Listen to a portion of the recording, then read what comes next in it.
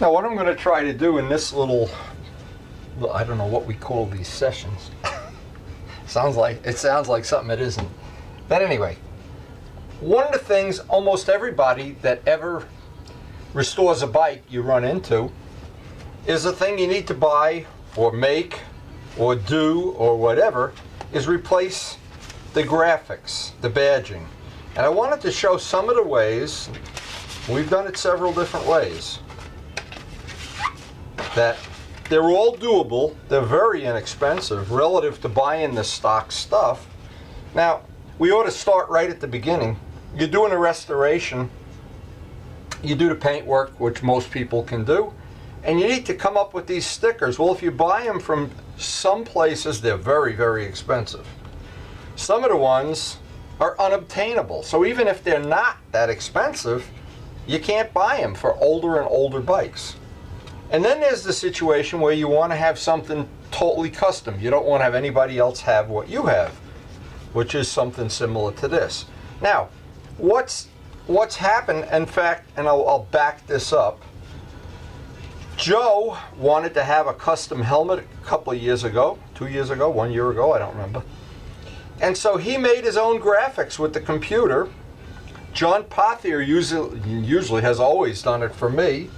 And we're hoping the Jot is going to have that skill pretty soon.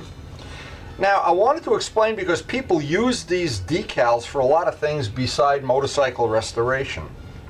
The good thing about it is you can create anything you want that'll come out of an inkjet printer.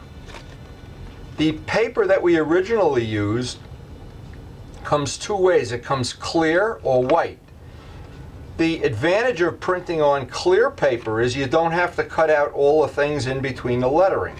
So if you were to do this lettering, for instance, and we did this for one of Luciano's restorations, one of the things that the advantage is you just trim around it, and you try to trim about a 1/64 of an inch around it, but you don't get up onto where the ink is. If you do, the clear tends to bleed in it. It's the thinner in the clear, by the way. So a couple of really good lessons I've learned. I've tried cutting these with brand new razors, X-Acto knives, all kinds of things. And the Jot is supposed to have a high-tech laser cutter, which when we get it, and you will be certainly looking forward to seeing it, but here's what I wanted to show. If you take a pair of these they look like cheap scissors, but they're not. These are razor scissors, and I bought these when I was doing the vinyl work making seats. So what I wanted to show is if you trim this about like so, that's about how much material you'd like to leave. If you get right up into the black, well, it could be a problem. Now, again, I said, well, why would you want to have, this is clear, so when we take this decal off, everything in between will be clear. The disadvantage of doing clear is you can't do colors like white, silver, and gold. Well, the way you can do white, silver, or gold is you print on white paper. Now this is white paper. You can see on the back it says inkjet white paper. The downside, now you have white, but now imagine, unless Najat has the ability to cut this with a laser, well, imagine cutting this, and I don't care if you do it with brand new razors, X-Acto knives, or whatever. It's very difficult. So you've got to kind of figure your lettering out ahead of time. Now, I wanted to explain another thing. This is something when I was doing the West Cooley restoration. Of course, the problem is there is no real West Cooley bike for that year. So I bought these stickers, and these were 40 bucks a piece. So let me just show you what happens. So you buy, these are original factory Suzuki parts. But guess what? Where it should be white, it's now yellow from age. Well, so we'll probably find somebody on eBay that'll buy this. But another thing with these stickers, and these are vinyl stickers you peel off the back. Good news, you have unlimited choices of color. Bad news, they're expensive. And number two, when you go to put these on, they're so thick that you've got to put a lot of clear so you don't have that lump where you feel a sticker or a decal. A decal is far better than a sticker in terms of covering it with clear. Now I will save these. I don't know why. But these were $40 each because they were original Suzuki parts with the packaging and everything. And I don't know what, I could put them on on a helmet or something, I don't know. But as I go through this, because I wanted to kind of let people see how this evolved. A lot of my friends in modeling use this technology, and they probably have advanced it a lot further than I have. In motorcycle restoration, sometimes this is the only way to go. Here's another one. This is one Joe made. It's for his helmet, the Ago helmet. Deal with that. John made a couple to test the green color. John made all kinds of extra ones with these. Now, the sad news was with this decal, and this is a different paper. This is the new, I think it's Papilio. Is it written on the back? It doesn't say. Well, it's a new paper that they get from Texas. Here's the problem I had is I had put this over green. Now, because it's white, this is not as red as you think it is. It's kind of translucent. So we made red, extra red. I put extra red on it, got better, but it wasn't perfect. Well, then the final answer was we printed the R's on white paper separately, cut that out, put it on. Again, gets involved. And here's some of the extra ones I had. Now, the reason I'm going through this is, here's one of the little extra R's. Here's the whole thing. If you're going to make a sheet of decals, you want to fill up the paper. So anytime there's blank paper, we fill it up with my little logos and stuff. But the good news is, the real good news is, it's relatively inexpensive for the paper. The printing, if you have access to a color laser printer, or whatever printer. I don't have a printer, so that John does all this for me, John Pothier. Now here's what we did, and it worked perfectly. We took a piece of white paper. This is white. This is the Papilio paper. Hope I'm saying that right. Put this on white paper. Then I trimmed it out with an ultra razor blade, and I trimmed about 6 of them before I got one to come out right. And then I put that over the original part, and it came out real nice. The West Cooley ones, these were very difficult. And again, John Pothier does all the laying out of the lettering and all the sizing, and he's as far as I'm concerned, he's just incredible at how he does this. The ones for the Kenny Roberts restoration. But not to go on and on here, we could go on because I got a big stack of decals. In the olden days, and this is very funny, and I got to tell a funny story. In the olden days, AAMRR, everybody wanted to have their name written on the bike. Well, nobody had decals, and nobody had any money for anything. And I used to take masking tape and mask off Windy and spray it and try to do fake gold leaf, and some of it was really crude. Nowadays, hey, now, we have you have the extra ones for Glenn's helmet. Glenn found somebody in the city, I believe it's in the city. They made him parts for his helmet. We've got some extras. I always save the extras. Tip number 1, if you've got, this is really pretty 101. If you want to use this decal, and you need one for each side, this is very easy to figure out. Fill the whole sheet, because a lot of times you'll screw one up, or what, and I shouldn't skip this step. When you get this paper out of the laser printer, you have to put the thinnest coat of clear. In my case, I'm using Gavin's urethane. I put a thin, you could even airbrush it on. Otherwise, when you go to paint this, it's the thinner in the paint that goes down and makes that ink get muddled. Here's some of the Ducati ones. Now, again, the problem is, these you couldn't make with a laser printer. But Najat is trying to research out some way of being able to do this. Again, a lot of this is ongoing, but I like to put a lot of this out there because people are making their own decals. At least 4 or 5 of my friends are involved in this now, and they want to restore. And I remember Chuck restored the old Hercules. He found the stickers, but supposing he couldn't find the stickers. Well, now here's another thing. I think Joe did these. I'm not sure. These are the MV Augusta ones. And the problem is the gold doesn't really come out sparkly gold. It comes out gold, but not as sparkly as it could be with other print options. But again, this is a journey. We're working on this, and as I learn new stuff, I'm certainly going to share it. Another example of some of the things, if I were to go back, and these would be $40, $40, this would be $1,000 worth of decals here. This was another thing we did. Now I gotta admit, this is clear. This was for Luciano's R6. And I remember, here's one thing that happened. See what happens if you don't have enough clear on it? This is what happens to the ink.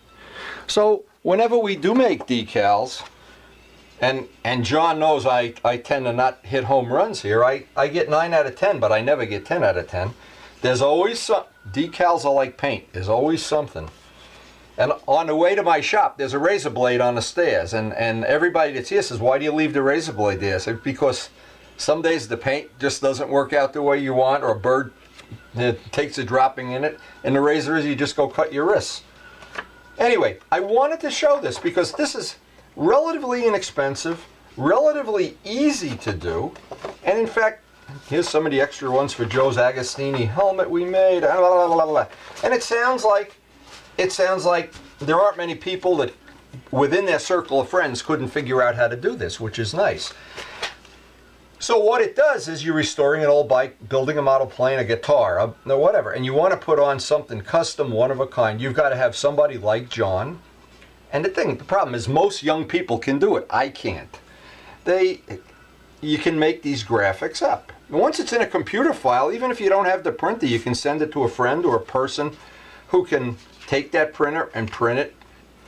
And again, it's evolving. We're learning every day. Every time we do one of these jobs, it's a little bit different than the time before.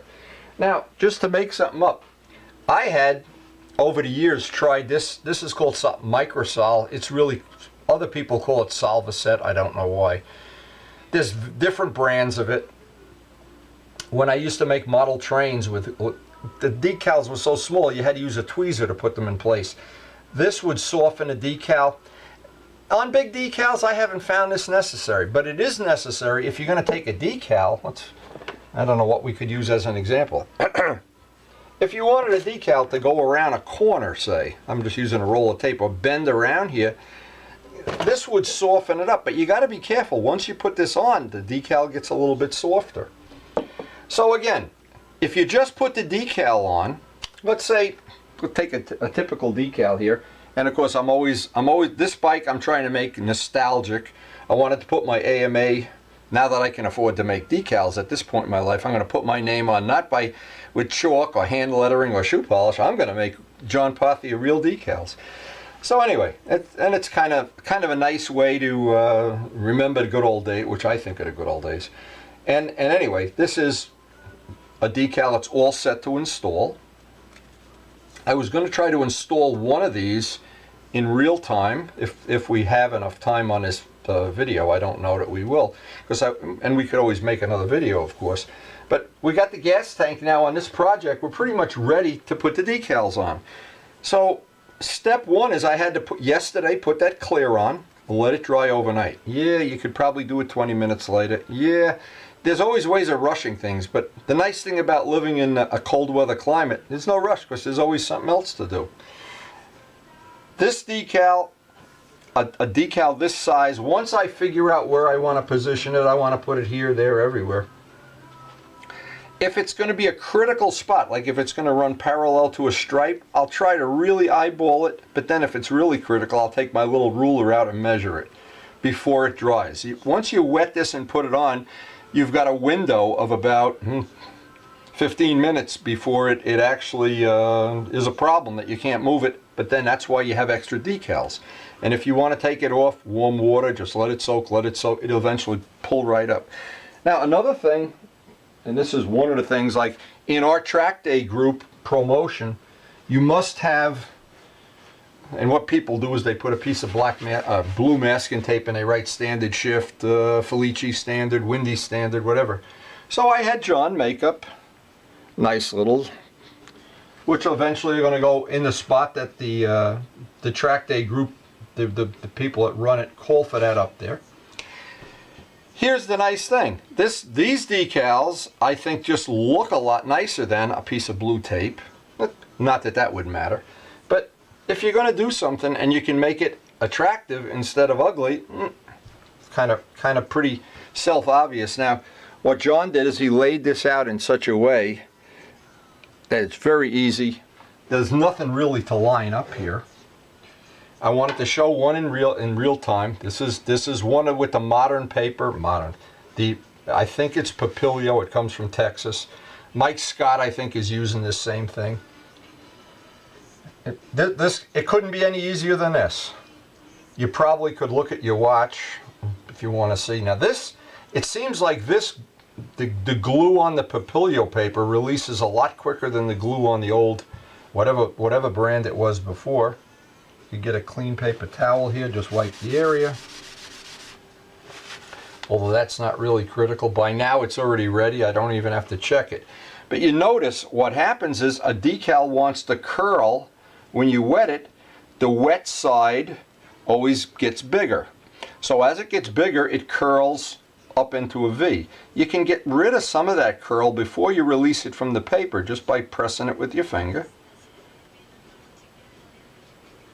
Let it get a little even wetter than that.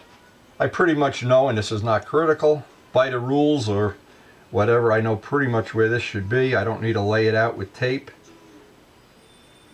But even if I don't,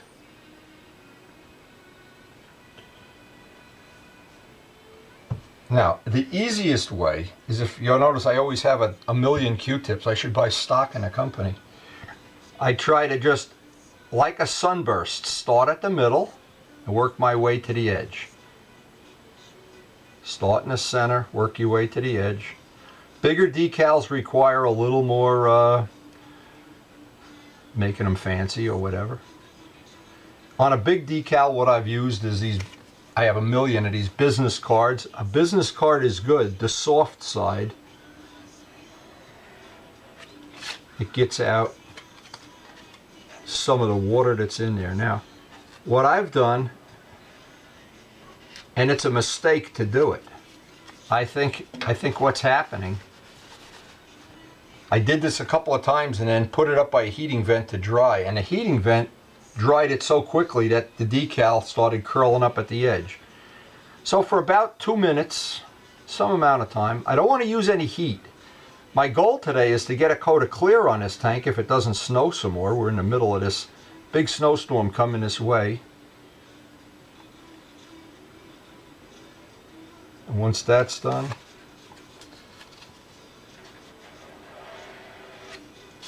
again, until you put the clear on, if I didn't like this decal, later I could just wet it and move it and change it and whatever. But now what I do want to do is, when I do the one on the other side, I want them to line up. So to make it line up relatively easily, you can take a piece of tape and always do this, rub it on your shirt. This way it doesn't have any tendency to leave glue residue down. And when I do the other side, what that'll do, hopefully, is line up the other side as he breaks the mirror. Now, another thing, when you cut these, I'm going to try to show this, but I don't know if this camera doesn't have a real good macro lens. I try to clip the corners, these little corners. In a perfect world, they'd be round, but that's just, you get carried away with the scissors. They're leaving that little edge, clipping the corners is good. You don't want to have a point. A point is going to tend to, as the decal curls up, it's going to curl up. So now I've marked up my spot where I think this one should be. It's the same, it's nothing but repetition here. And I can eyeball these, they're small enough, but if these were bigger decals, when we do the fairing, I'll try to do some of that on video. The fairing has a whole bunch of decals and Kawasaki's, and hey, one of the things I wanted to mention, somewhere on this bike, I haven't figured out where yet, we have a little tribute decal that we made for the late Larry DeTuri. Now Larry, and I'll tell the story as we're putting his decal on, Larry had a very similar bike, and our goal was, just before he had passed away, we were planning, in fact we had made sketches and everything, we were going to make 2 track day bikes that matched. This was going to be one of them. They were both Kawasaki's, and unfortunately Larry was killed in a car motorcycle altercation, and never got to see that. But I'm going to put this little tribute decal on. Let me get this on. Again, I don't know where. I haven't figured out. It's not going to go on a gas tank. It'll go somewhere on the fairing, I think. I wanted it to be in a predominant area. Now, I always try to look before I press anything down. It's got to go a little closer.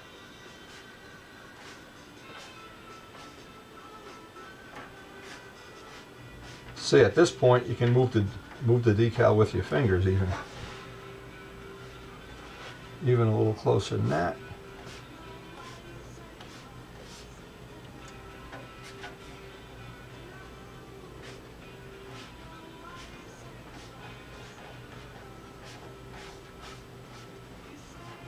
And worst of all, or else, if we can't get it to move the way we want, I just pull it right up.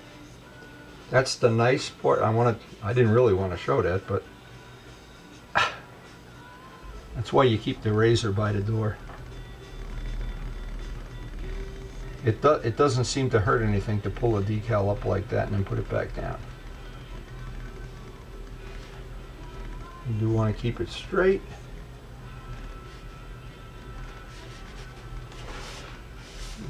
Level straight.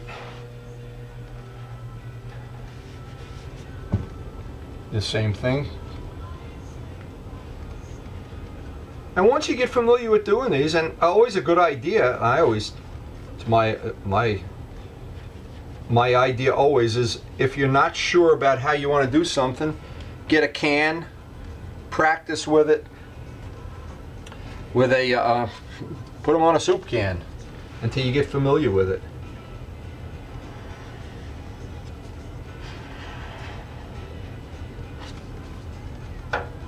And again, this really does give you a lot of choices. And I would let this set not by the heating vent. I'll let it set at least an hour before I go try to put some clear on. I got other decals to put on this, but again, trying to get it even, if at all possible. And in the end, I wanted to show this. This paint does not have the clear on it yet, so it doesn't have any of the gloss or whatever. And it allows you to do some really, really nice stuff now. As more and more of our friends get the ability to do decals, and more of them are doing custom bikes, it seems like, or custom anything. A model plane, a guitar. Rob has a custom guitar he's thinking about doing. So we got a lot of things that we're trying to do. And my thought is, by sharing this information, definitely, we all win. Put that part back. And it allows you to think about, you can have things that maybe years ago you had a hand paint on. I remember, one of my old bikes, I don't remember which one, I tried to do gold leaf. I saw gold leaf on some professional, Gary Nixon's bike or something. I went home, I bought gold leaf, I bought sizing, I did it all. Did the pinstriping around here, did the whole thing. I was so proud of it. And the next day when I looked at it, I said, what was I thinking? My God, it was crooked, the letters were uneven. Nowadays, thanks to computers, thanks to John Pothier, you can have beautiful stuff. It's almost idiot-proof, it's bulletproof. And once that gets a couple of coats of clear, and I'm going to try to get the rest of the decals on there, so that I can get a coat of clear on that later today. And if I beat the snow, great. If not, it's just going to sit here in the shop for a couple of days and we'll work on some other projects. So thanks for joining us. Share the information and give it a try. It's very easy to do. And by the way, anybody from, and I know people, I keep wanting to do this. If somebody has a question or something, they can email me at windyu@AOL. I always forget to put that on the video. I don't know why. I know what you're thinking. He's not that smart. I used to be smart, but that was a long time. Nah, I really wasn't that smart then either.